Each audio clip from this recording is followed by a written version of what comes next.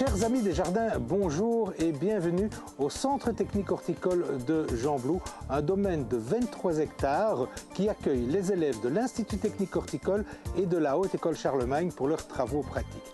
Alors pourquoi sommes-nous ici aujourd'hui? Eh bien parce que nous allons vivre ensemble la 19e édition de la journée de l'arboriculture. Alors pour en savoir plus sur cette manifestation qui fait la part belle à la nature, eh bien nous allons rejoindre tout de suite Benoît Javot qui est une des chevilles ouvrières de cette manifestation.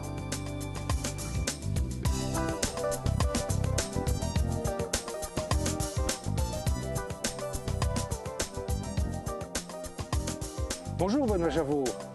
Bonjour Roland. Alors, 19e édition de la journée de l'arboriculture ici à Gembloux. Alors, en deux mots, on rappelle un peu la philosophie de cette journée. Mais la journée de l'arboriculture, c'est une collaboration entre le Centre technique horticole, l'Institut technique horticole, la Haute École Charlemagne, le Centre de recherche agronomique wallon et différents acteurs du domaine de l'horticulture.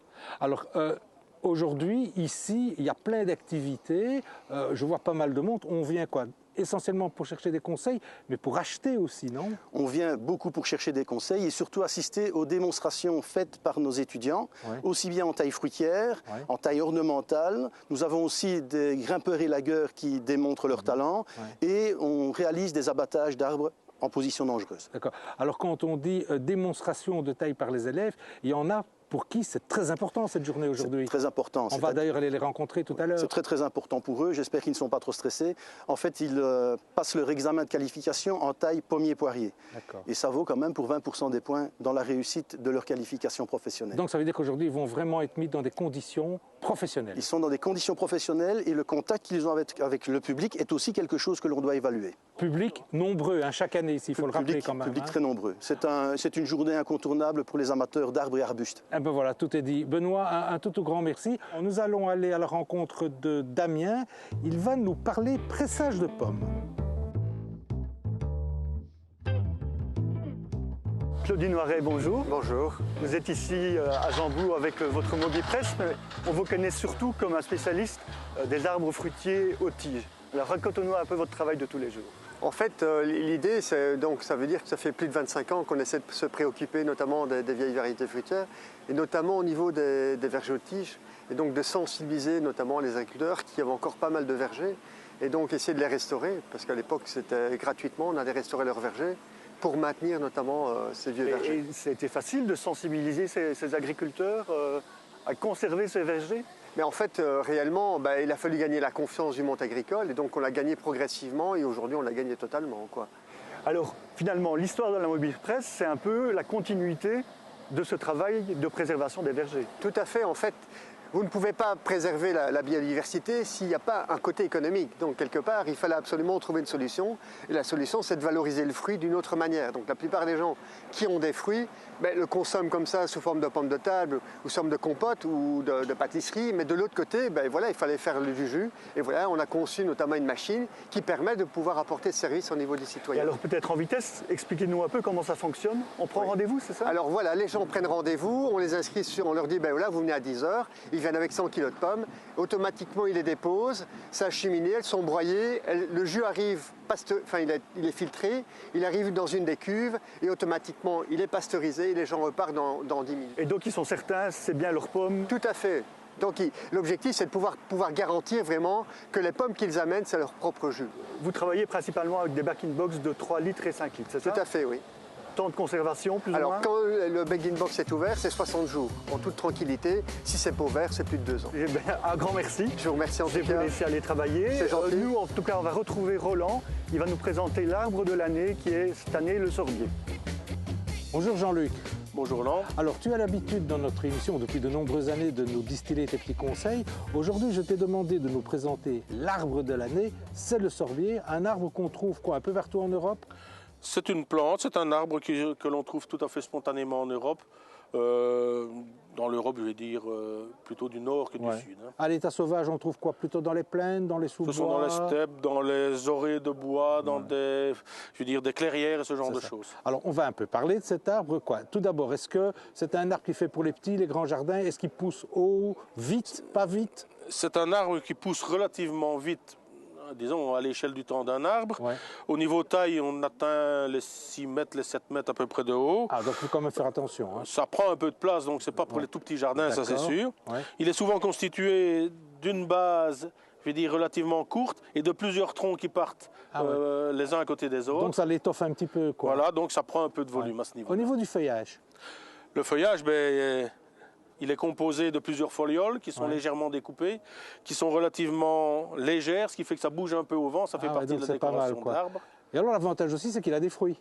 Les fruits, bien sûr, les fruits qui arrivent à la fin de l'été et qui persistent très longtemps en fonction de la météo jusqu'au mois de novembre-décembre. Ce sont des petites baies, si je ne m'abuse, c'est ça? Ce sont en fait des toutes petites pommes, parce que c'est la famille de la pomme, qui sont de couleur rouge-orangé en fonction, je vais dire, des origines de la plante. Et ces petits fruits font le bonheur de beaucoup de nos oiseaux. Et décorent le jardin.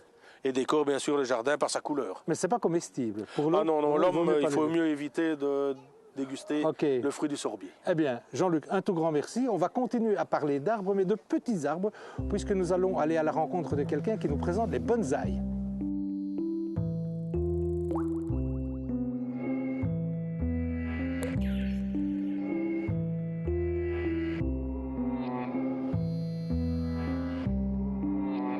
Donc pour bien choisir son premier bonsaï, il faut d'abord bien distinguer les différents types de bonsaïs qu'on vous propose. Il y a les bonsaïs qui vont à l'intérieur et les bonsaïs qui vont à l'extérieur. Si vous voulez un bonsaï d'intérieur, comme la plupart des débutants, il faut savoir qu'il y a des bonsaïs qui vont dans une pièce avec chauffage et des bonsaïs qui vont dans une pièce sans chauffage. Dans les grandes surfaces, on va quasiment toujours vous proposer des bonsaïs qui vont dans une pièce sans chauffage en hiver. Si vous les mettez à 20 degrés, au bout de 6 mois, c'est sûr, ils vont mourir. Donc, faites bien attention à prendre un bonsaï qui doit aller à la place que vous pouvez lui offrir. Dans les bonsaïs d'extérieur, on a 3 espèces distinctes. On a les conifères, qui eux peuvent aller jusque moins 10 degrés. Ils ont des rameaux très souples, donc ça permet de ligaturer les branches et de leur donner des formes. Qu'on ne peut absolument pas faire ça sur un feuillu, les branches vont casser. Mais les conifères, ils ont des bourgeons. Un bourgeon par an va éclore, ça va donner cette tête-là. Donc ça pousse très très doucement. Donc pour avoir un certain résultat par rapport à un feuillu dont ce rameau-là, au bout d'un mois, à la bonne saison, il va faire 30 ou 40 cm, le conifère, il va faire 3 cm. Donc pour le même résultat, il va falloir 10 fois plus de temps. Donc les conifères sont beaucoup plus coûteux que les feuillus. Ils peuvent sécher entre les arrosages, donc ils sont un peu plus solides à ce niveau-là aussi. Ils peuvent être placés en plein soleil. Dans les feuillus, on a les feuillus persistants qui vont garder leurs feuilles toute l'année et les caducs, comme nos arbres de chez nous, qui vont perdre leurs feuilles en hiver, donc ils seront tout nus, mais ça nous permet de voir leur structure. Tous les bonsaïs d'intérieur, que ce soit les intérieurs froids ou les intérieurs chauds, doivent être collés à une fenêtre. Tous les 10 cm, on perd 1000 lux. À 40 cm de la fenêtre, on n'a plus de lumière pour l'arbre, c'est sûr qu'il va mourir. Après, on a les bonsaïs d'intérieur avec chauffage en hiver et les bonsaïs qui doivent aller dans une pièce sans chauffage en hiver. Ces bonsaïs doivent marquer une saison froide l'hiver, une espèce d'hibernation. Si vous les mettez à 20 degrés, au bout de 6 mois, ils vont mourir, c'est sûr. Pour les bonsaïs d'intérieur chaud, pour bien vous expliquer comment ils réagissent dans la nature, le soleil se lève à 6 h du matin et se couche à 10 h du soir quand il fait 22 degrés. Le problème, c'est que chez vous, en hiver, en décembre, vous avez 22 degrés, mais le jour va se lever à 9 h et va se coucher à 4 h de l'après-midi. L'arbre va être complètement perturbé. C'est pour ça qu'il y a très peu de bons bonsaïs d'intérieur. Allez chez un professionnel qui vous conseille un vrai bonsaï d'intérieur. Sinon, vous êtes voué à l'échec. Philippe Jacques, bonjour. Bonjour Roland. Alors, on l'a dit en début d'émission, cette journée est importante à plus d'un titre pour le public, parce qu'ils viennent ici chercher toute une série de conseils pour réussir leur culture. Ils viennent acheter également des arbres et des arbustes, mais c'est une journée qui est également très importante pour les élèves, pour certains élèves qui passent un examen important. Alors, de quoi s'agit-il exactement ? Il s'agit des élèves de classe terminale en 6e professionnel et 6e CFA en vue de l'obtention de leur diplôme d'ouvrier qualifié en horticulture. Alors, ça se passe pratiquement comment? Qu'est-ce qui passe comme style d'examen? Oui, eh bien, c'est essentiellement un examen centré sur la taille fruitière globalement. Oui. Ils ont tiré au sort soit une taille fruitière à faire, de pommier, pardon, soit une taille de poirier, de fructification, soit une taille de formation de pommier, ou alors carrément une taille de gobelet en demi-tige. Alors aujourd'hui, ils sont sur le terrain, ils sont arrivés, je crois, vers 9h ce matin. C'est ça, ouais. Très pratiquement, ici, d'ailleurs, on en voit autour de nous. Ouais. Qu'est-ce qui se passe exactement? Eh bien, ils ont un canevas de présentation.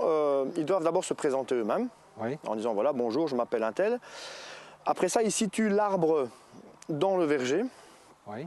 Et après, ils vont commencer à citer toutes les parties importantes du végétal. Donc, on retrouve le bouton qui va donner des futurs fruits. On retrouve les brindilles, les rameaux. Donc, ils citent tous les organes de l'arbre. Après ça, ils vont citer toutes les étapes de la taille de l'arbre qu'ils ont tiré au sort. Il y a un jury extérieur composé de professionnels de l'extérieur, de professeurs du niveau. Oui. Hein, et alors, tous ensemble, on écoute l'élève. Oui. Il fait sa présentation, on lui pose des questions pour voir jusqu'où on peut aller. On essaye même de le retrancher, de le retrancher. Oui, voilà, exactement. J'ai vu ça au niveau des maladies, bon, des parfois, arbres, je parle pour le méchant. En fait, le public, il est adorable parce que c'est lui d'abord qui va le défendre, l'élève. Nous, on passe un peu pour les méchants. Ouais. Mais cela dit, généralement, ça se passe relativement bien. Ils ont été checkés quand même avant. Hein. Ils ont fait des jeux de rôle entre eux. Voilà. Alors justement, une fois que l'élève, le candidat, a présenté la manière dont il va tailler, les différentes parties de l'arbre, etc., il va passer à l'acte quelque part. Ah oui, c'est ça le but du jeu. Ouais. Il faut que la personne lambda qui vient ici puisse repartir en ayant « Ah oui, là j'ai vraiment compris quelque chose. » Oui. Voilà. Donc il va faire une démonstration de taille devant le jury et devant le public. Voilà. Chacun avec sa personnalité. Il va jouer de panneaux didactiques, on en a vu là tout à l'heure, Roland. Il y en a d'autres qui vont prendre une petite photo, il y en a d'autres qui vont carrément donner les sécateurs à la personne. Ben voilà, vous ne savez pas tailler, ben regardez, montrez-moi. D'accord. Ok. Et après, in fine, eh bien quoi, le jury se voit en petit comité. Oui, évidemment, et puis, voilà, on va pas faire ça devant lui. On se met à l'écart, on a toute une grille d'évaluation et on dit voilà, est-ce que cet élève a satisfait ou a pas satisfait, et on va tenter d'expliquer pourquoi. Okay. Dans le but, évidemment, de pouvoir l'aider à remédier au cas où. D'accord.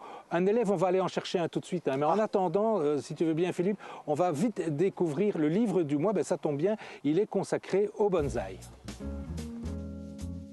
Bonsaï, paru aux éditions White Star, est un superbe voyage au pays des arbres miniatures qui présente, grâce aux photos captivantes de Fabio Petroni, une sélection d'exemplaires conservés au Crespi Bonsai Museum de Milan, un musée célèbre dans le monde entier. Les sujets photographiés sont uniques et rares, et beaucoup ont plus de 100 ans. Ponctué de précieuses informations, cet ouvrage de grande qualité nous emmène dans le monde fascinant de ces plantes élevées en pot pour reproduire les formes et les caractéristiques des arbres dans la nature, un art qui est aussi une philosophie de vie. Philippe, pour les téléspectateurs du Geste du Mois, on va essayer de leur expliquer quelque chose qui n'est pas toujours très facile à expliquer. C'est la taille d'un arbre fruitier. Oui. Alors on va essayer d'utiliser des termes simples. Oui, ça ne sert à rien, sans entrer dans le détail, parce que nous sommes là, ici, aujourd'hui, pour accueillir le public. Voilà. Mais pour leur donner un avant-goût de l'histoire, ce qui serait bien, c'est qu'ils imaginent l'arbre comme un immense réseau de tuyaux. C'est une question de tuyauterie, Roland. La taille, c'est une question de tuyauterie. C'est tout bête. Explique. Mais, écoutez, vous avez un gros tuyau que j'appelle, moi, pipeline central, si je peux. Qui est le tronc. Après ça, vous avez toute une série de tuyaux qu'on voudrait bien horizontaux. Oui. Parce que ce qu'il faut, en fait, c'est qu'il y a un rapport direct entre la quantité de bois que l'arbre donnera et la quantité de fruits. C'est inversement proportionnel. D'accord. Si l'arbre fera du bois... Il ne va pas faire de fruits. Ah non. C'est inversement proportionnel. Il faut faire en sorte... il faut favoriser... D'accord. Il ne faut pas favoriser le bois. D'accord. Le bois... Bon, ça, ce sont les charpentières, alors, si je me souviens bien. Ce qui part du tronc, c'est une charpentière. D'accord. Voilà. Alors, qu'est-ce qu'on va faire sur cette charpentière pour faire ce qu'on appelle une taille de fructification et donc aider l'arbre à produire plus de fruits? On va freiner le débit. Ok, freiner le début des tuyaux. Oui. Allons-y. Donc, ça freine. Si on les met dans l'axe du tuyau, le tuyau, il est gros. Oui. Il y a beaucoup d'eau qui va couler, du sève qui va couler dedans. Si par contre, il est perpendiculairement au gros tuyau central, il va freiner. Donc ça, c'est déjà bien. On va tenter donc d'horizontaliser un maximum les branches. Alors, passons à l'acte tout de suite. Philippe, on a quelqu'un à côté de toi. Oui. On a Willem qui est un élève qui vient de passer son examen de qualification. C'est tout frais. On va peut-être lui demander de tailler et tu vas peut-être commenter. Vas-y, Willem, commence peut-être à tailler ta charpentière. Avant ça, il faut dire qu'il faut toujours commencer par ordre. On ne va pas n'importe où. Pour s'y retrouver, parce que chez les particuliers, l'arbre n'est pas aussi peut-être structuré. D'accord. On va commencer charpentière par charpentière. Alors, on va commençant du bas vers le haut, tu vois. Pour l'image, c'est plus facile de commencer par le haut. Alors, vas-y Willem, qu'est-ce qu'il va faire? On va choisir le prolongement de la charpentière. Donc la charpentière, elle est là. Oui. Et on va choisir son prolongement. Donc on va décider dans quelle direction on voudrait bien que cette charpentière-là aille. D'accord. On va décider peut-être que c'est celle-ci. D'accord. Qui est le prolongement de la charpentière. Ça veut dire, si je ne m'abuse, que ceci et ceci, on va les éliminer. Ah oui. Voilà, c'est bien ça. Oui. Allez Willem, élimine. Vas-y. On ne va toucher... Ça, c'est du bois d'un an.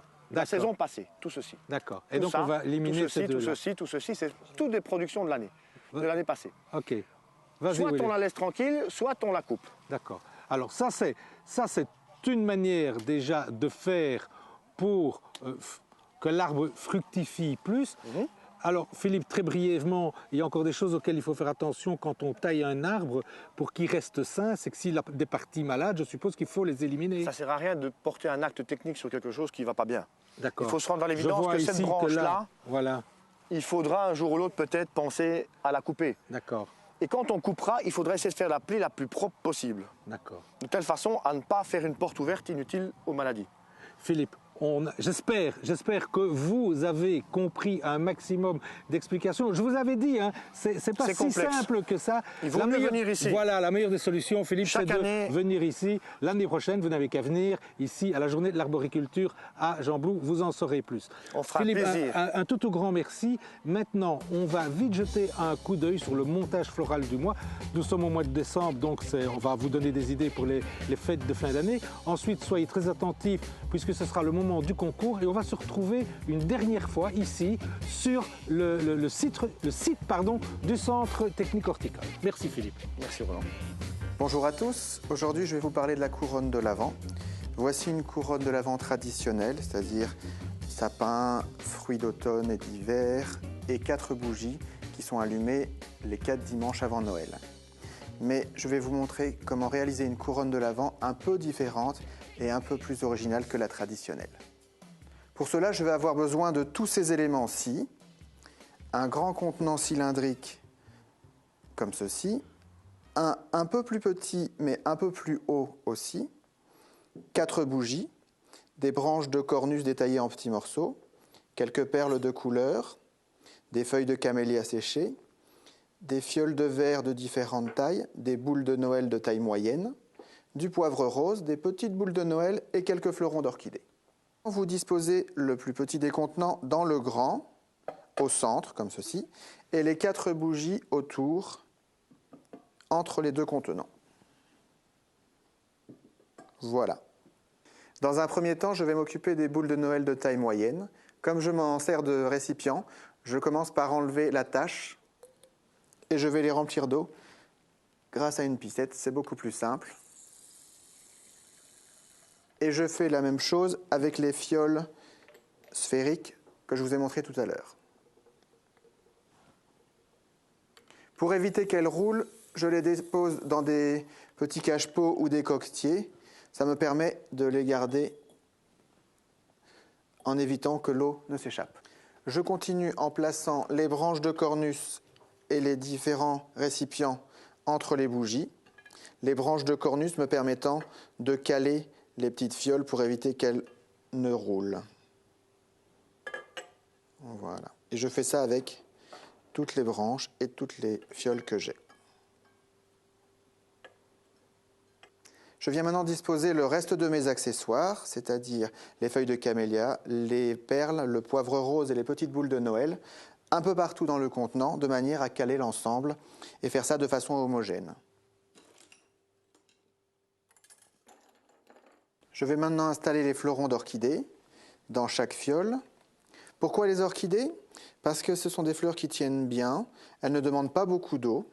J'ai donc choisi 2 variétés différentes, des Vanda, comme ceci, et les Cymbidium de couleur orange, pour avoir un contraste assez fort entre les 2 couleurs. Et je remplis comme ça toutes les fioles. Et comme dans la tradition, la couronne de l'Avent est faite pour faire patienter les enfants avant Noël, pour les faire patienter, je glisse quelques fruits et quelques bonbons. Ça les aidera à patienter sans aucun problème. Et tout ça au centre de la composition. Voilà. Maintenant, si vous vous y prenez trop tard pour respecter la tradition, il fera très bien un magnifique milieu de table pour les fêtes sans aucun souci. En ces périodes de fête, la décoration est à l'honneur et voilà de quoi garnir votre table. Un milieu de table réalisé avec une structure comme ceci, des branchages qui vont venir sur le tour, des petites fioles qui vont être accrochées à la structure pour recevoir les différentes fleurs. Et dans ce cas-ci, j'ai travaillé dans les tons de blanc et rose, quelque chose de frais, avec des roses, des fleurons d'orchidées, des petits anthuriums, des ornithogalums, des lys et de l'asparagus teinté qui donne cet aspect givré, qui donne un peu de fraîcheur à l'ensemble. Encore une petite idée de décoration pour les petits intérieurs. Si vous n'avez pas la place de mettre un sapin traditionnel, voilà une alternative qui vous permettra de décorer votre intérieur en rappelant l'aspect conique du sapin. Je suis parti d'un cône que vous trouvez facilement chez les fleuristes. Il y a différentes possibilités, soit en rotin, soit dans d'autres matières. Et je l'ai agrémenté avec des fleurons de Vanda que j'ai mis dans des petits tubes. Et j'y ai inséré quelques petits éléments de décoration, des perles, des fils de fer et d'autres éléments du pandanus, etc. Libre à vous de choisir les éléments qui s'harmoniseront au mieux avec votre intérieur. Et quant à moi, je vous souhaite de bonnes fêtes de fin d'année. Chaque mois, et grâce à nos nombreux sponsors, nous allons pouvoir vous récompenser de l'intérêt que vous portez à notre émission de jardinage si vous répondez correctement à la question suivante. Quel est le nom de l'arbre de l'année que Jean-Luc Onzoul nous a présenté et qui fait partie de la famille des pommiers? Il est important pour vous départager d'indiquer sur votre carte postale ou sur votre email la chaîne locale sur laquelle vous nous regardez et de préciser le cadeau que vous aimeriez gagner si la chance vous sourit. Ce mois-ci, la firme Edialux vous offre plusieurs conditionnements de Sunspray Garden, un traitement écologique hivernal pour protéger vos pommiers, poiriers et plantes ornementales des acariens et insectes. Pour mettre au pied du sapin, Interforum Editis vous gâte en vous offrant plusieurs exemplaires du superbe ouvrage dédié au bonsaï et paru aux éditions White Star. L'ASBL Nature et Progrès vous propose de découvrir le dernier numéro de leur revue bimestrielle Valériane. Et enfin, les artisans fleuristes du Jardin d'Anaïs à Gembloux ont le plaisir de vous offrir plusieurs superbes bouquets de saison.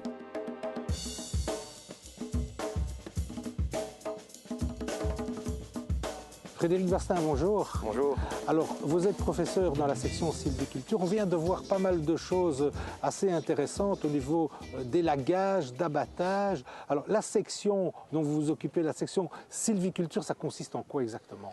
Eh bien, c'est la formation des étudiants de 5e et de 6e technique et professionnelle, ici à l'Institut technique horticole, qui forment des futurs forestiers, des gardes forestiers ou des bûcherons.